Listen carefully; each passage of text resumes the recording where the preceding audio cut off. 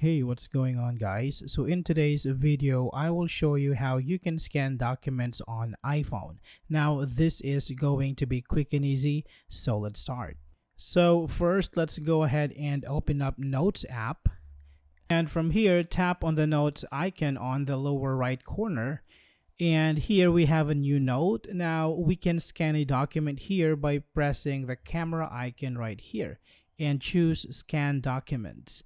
So point your camera towards the document you want to scan and tap on the shutter to scan the document. Now after that, tap on Save to save the document that you just scanned. And to save this document as a PDF and send it to your contacts or to yourself, simply tap on the image and tap on the Share button right here on the upper right corner.